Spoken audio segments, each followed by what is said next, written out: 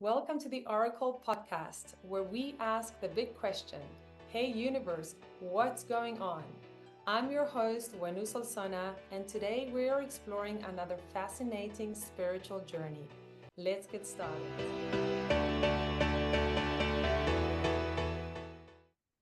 Hello and welcome, everybody. This is the Orykl Podcast. Hey, universe, what's going on? I'm your host, Huenu Solsona, and today I am joined by one of Orykl's vetted practitioners, Nicole Angel. Welcome, Nicole. Oh, thank you. Thanks for having me. Very excited to be here. Okay, it's great. Great to have you. Nicole, you are a practitioner at Orykl. We've known you for a while, but for our audience, could you tell us a little bit about who you are and what you do on as a spiritual practitioner? Absolutely. So I consider myself a psychic medium. All that really means is that I can see angels and spirits. I can tap into your guardian angels who are always with you and your loved ones who appear in spirits. So I cannot pull a spirit out of a hat. I always say they're either there or they're not. And so I just translate the messages that they have for you. So this can be anything from past lives, future life, this life, things that you are moving through spiritually, emotionally, mentally, physically. We help on all levels.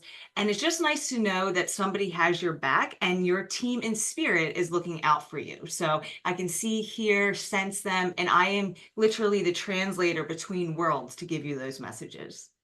Yeah, I love that. And tell me, so have you always felt these things as a little child? Did you feel spirit, or is this something that you learned? What was your childhood like? Yes. So my family is very religious. So talking about angels and saints and going to church was nothing abnormal. So when I was a little girl, probably my earliest memory would be 5 or 6 years old, getting my family together to tell them about my grandfather's passing. And this is literally before the internet. It's before cell phones. I'm a 1980s baby. So 1980, literally. So I got my dad and his brother together because I told them that there was a very important family meeting about to happen and that someone was passing. And as soon as they got together, they got a phone call from their third brother relating the news that their father had just crossed over. And so my dad has stories of that from when I was a little girl. And also, I remember being upstairs playing with a friend of mine, a neighbor. She was an elderly woman, and we were upstairs. And I grew up in Philadelphia, so we have what are called row homes, where the homes are all connected together. So I was upstairs playing with her. My family was downstairs. I did not think anything abnormal, and my dad came up the steps, asked me who I was speaking to, and I said my nanny's name, and he told me that's completely impossible because today is the day of her funeral, and we're all downstairs celebrating her passing, her celebration of life. So, and she's been with me. So I have many, many guides, many, many stories of that being a child and always having these visitations and communications. So, my dad also told me I could understand uh, foreign language and international writing before I understood the English language. Like he was watching a movie that had subtitles and was in a different language. My language is English, and I would tell him what they were saying, and I could not read or write at the time. So it's pretty amazing. Wow, that Yeah. is fascinating. Okay. Yeah. Okay, so you've had this all your life, I suppose. And so how did you get from there to where you are today? Is this like natural progression, or did you have some sort of major life events that happened in between that caused you to really get into it? Yes. So as I said, we are all gifted this beautiful angelic team that I can speak to, your guardian angels. And so they have been with me ever since I was a little girl. Growing up, I did have a few events. There was some abuse that happened. There was being abused by people that I thought were supposed to protect me and love me, and that did not go on. And so I turned to drugs as a way to cope at a very early age, probably about 15 years old. So from the time I was 15 till 17, I tried to commit suicide because I was very sensitive and I just felt very lost. So I continuously OD'd until the angels kept saving my life. Like literally, I could not die. Like this happened 4 times. It happened from the time I was 15 till 24. And at 24, I got completely sober. And I'm 44 now. So that was 20 years ago. And so the angels always stepped on my stream. So when I explain to my clients, we have a stream of consciousness or our soul that is connected that can never die. So the physical body may die, but when I'm connecting to the person in spirit, or I'm connecting to your consciousness, that is the supreme force and that can never die. So they would literally step on my stream and bring me back into the body. I have vivid memories of meeting with my soul team, my spirit guides, telling me that they're not, God's not done with me yet, that I need to go back into the body, that I'm supposed to be here to help a lot of people.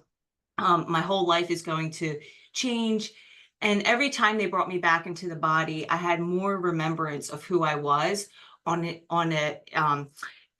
infinite level, understanding that this is temporary and where we come from from consciousness. And so I can connect people back to that source energy and also wake them up to their own brilliance within. And so that piece can never be addicted, can never be abused, right? So all these other things that happen on the human level, and then we come back to self or come back to source within the self, and then we can recreate our life and come out of these very traumatic experiences. So I learned all of that with the angels. So that was the agreement that I made with them, is that the only way I'm going to come back to Earth, because I thought Earth was just such a horrible place because the people that were supposed to love and protect me did not, that I would understand all timelines, realities, and I would understand the soul's journey. So when I'm helping other people, I get to do that. I can hear their soul and hear why they came to Earth, and I can help them navigate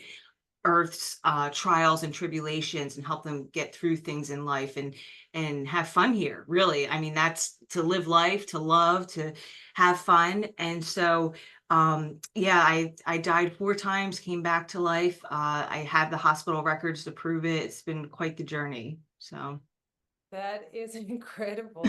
yeah. I have to say, I didn't know that, Nicole. That's insane. So you say when you died, were you in hospital? When you say you have the records, what happened? I suppose you OD'd, you said, Yeah. yeah, every time, was it different circumstances the 4 times? Yeah. One time, yeah, they're all pretty raw and real.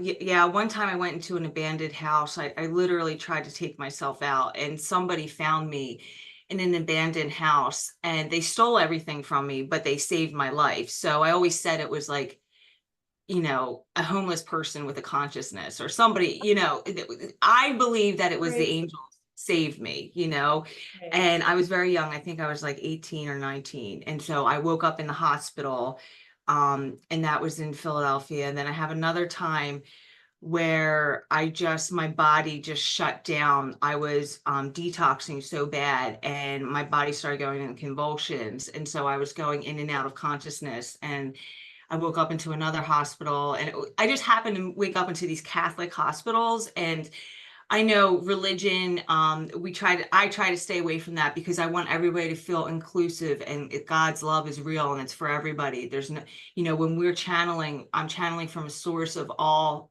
is one. So, but I ended up in these Catholic hospitals. And so the nurses, the doctors, the nuns, the priests, they would come in, they would pray over me.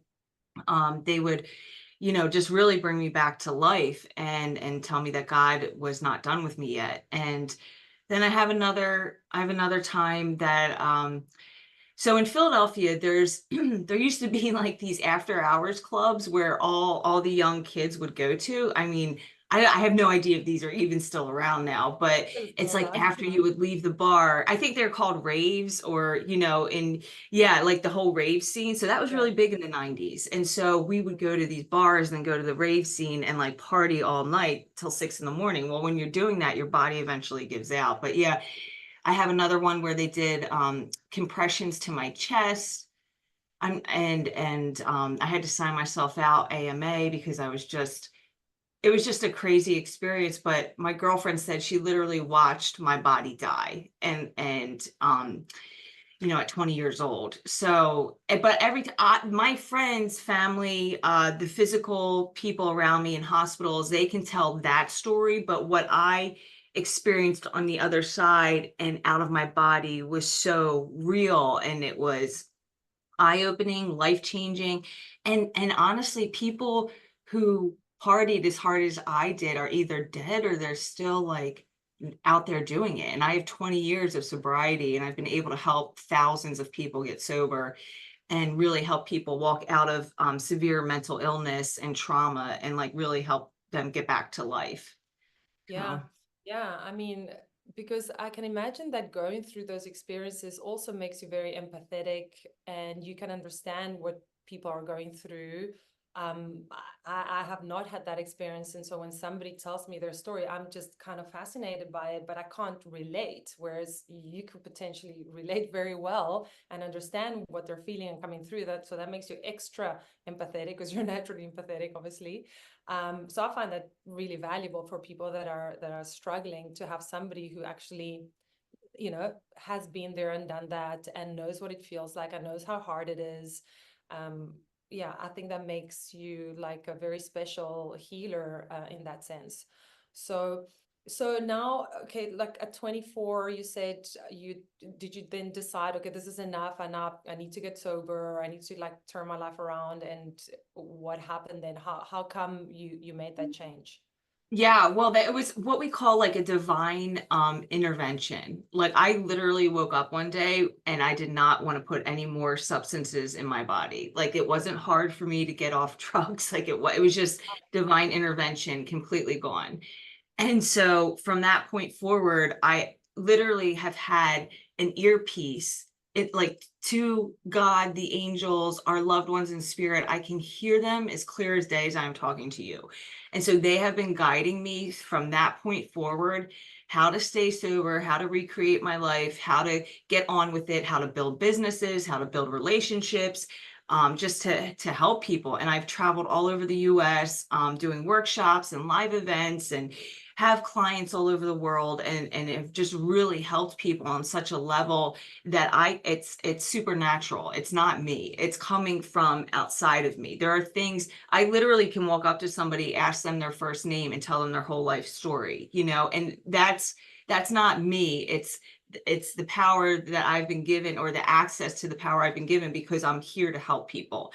And here's the thing about that. If I decide not to help people, not that I ever would, but if I do decide, then that goes away. I can only use it to help people. I can only use it. It only comes forward when I'm actually helping somebody and helping them get better, or helping them recreate their life, or come from a place of love. That's the other thing too. It doesn't work if I come from a place of fear, judgment, anger. It only works when I come from a place of the ultimate love here, and the love for humanity. And so when I open up my heart, I'm able to hear everybody's consciousness, your soul, your loved ones, your guides, your angels, your ancestors. Everybody just starts coming forward, wanting to talk to you because they're so excited that you're here.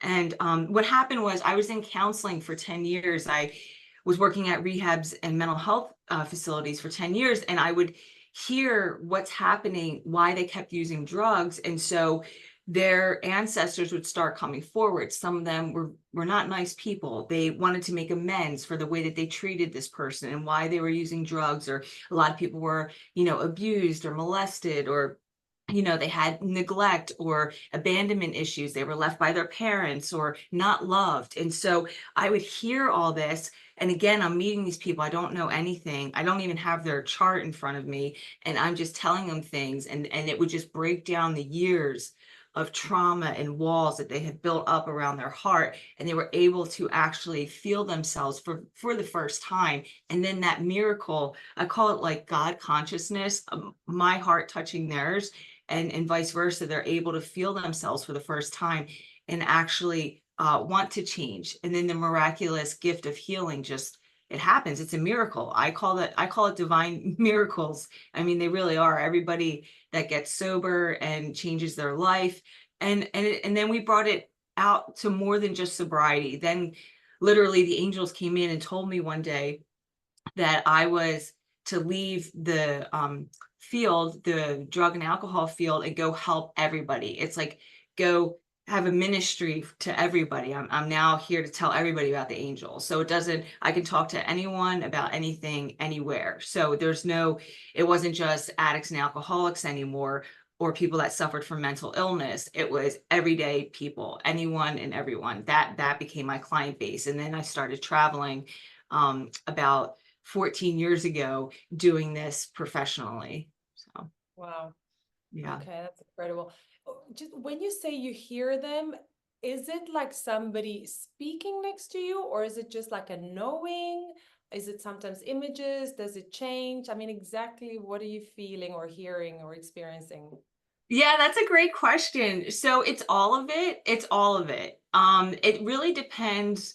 So when you're working in the angelic realm versus the spirit world, they're different frequency bands. I always tell people it's kind of like tuning in like a radio station. It's a different frequency band. So when I'm connecting with your loved ones in spirit, spirits don't all show up the same way. Sometimes they're standing right in front of me. I can describe exactly who they are. Sometimes I'm hearing them. Sometimes I'm smelling them. I'm tasting them. I'm feeling them even. So every spirit communicates differently to me, just like how every person communicates differently.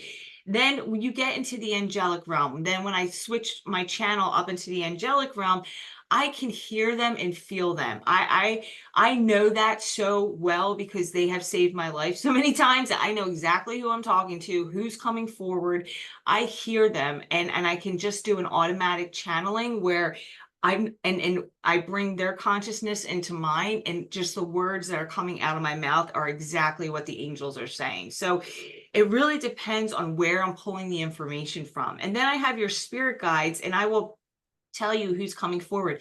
Sometimes they're off-planet beings, sometimes they're mystical beings, sometimes they're beings from ancient civilizations. So we can get very etheric as well. So I will let you know who's around you in spirit. And everybody has a different team, which has been really amazing for me to see. Now, of course, angels and higher guides do share a lot of the workload, I like to say, and they're with a lot of people, not just one person.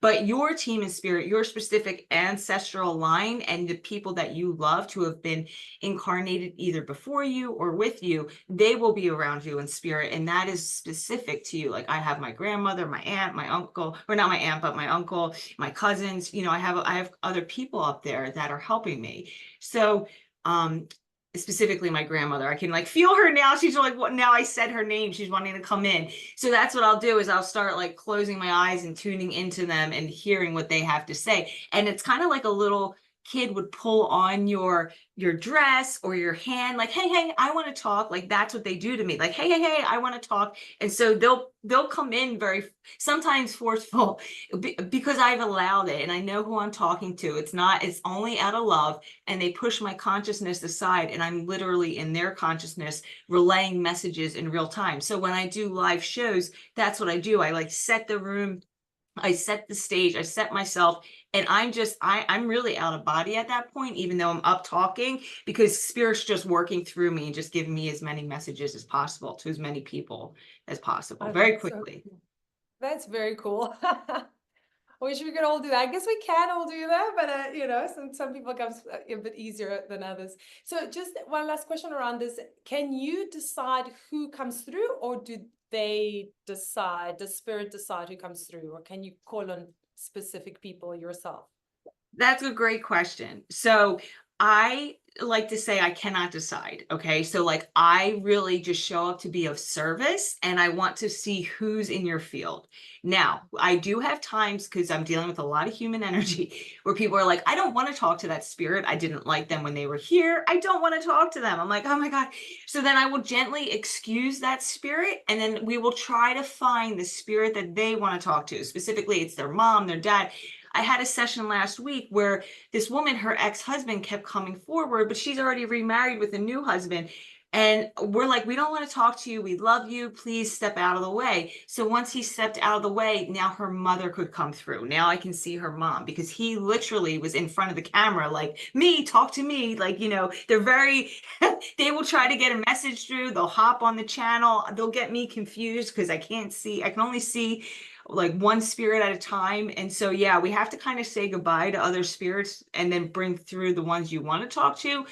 But there are times when I will search in somebody's field and no one's there except their angels. And I always tell people when that happens, it's because the angels really want it to be about you. They want you to focus on you, your path, your mission here, and not so much worried about what other people are doing in spirit, even though we like to say hello to them. And so at that point in time, it turns more into like a spiritual counseling session than more of a channeling session. So we're really talking about you and your life, which is Okay. amazing too. I love doing that as well. Yeah. It's incredible. I love it. So, I mean, if there's something that you would love the entire world to know, because you know a lot of things that other people don't know, and I know there's a lot of fear out there, what would you love for everybody on earth to know about themselves and about who they are? Yeah, that love is real. There's no separation, there's no division, there's no hierarchy. It's absolutely love, and we all have the same equality. And I know we come to earth, I'm going to buffer this because I know I can already feel people pushing back. We are born into different specific scenarios and situations to learn life and to learn our soul's incarnation, why we came here on a spiritual level. But behind all of that, because a lot of us have stories and different things that go on, it's all created equal. It's all love. There's literally no hierarchy. Everybody has the same opportunity to love, to grow, to heal, and to be heard. And God's love is real. Now, I say God, I don't mean some man in the sky that's condemning. It's just a God consciousness, goddess. It's the eternal love. We all go back to source energy. If we want to say source energy, these are all words. Like people get kind of messed up with the words. I call myself a psychic medium because people understand the word, but really I could be called an angel communicator or messenger. You know, these are just words. So we all come from same source energy, literally, and it's all love behind the veil. So. Yeah, I love that. Okay.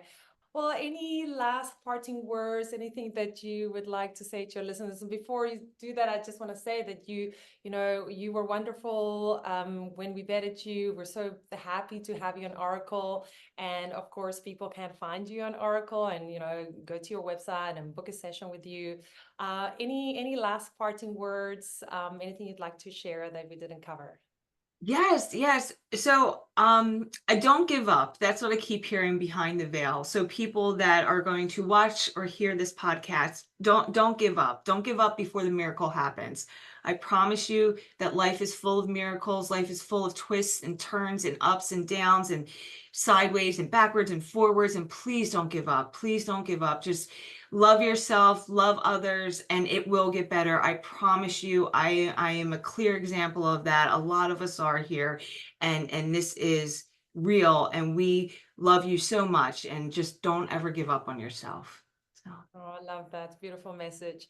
Well, thank you, Nicole. So wonderful to have you and pleasure to talk to you. And we hope to see you soon. All right, thank you so much. Have a Bye. great day. Bye.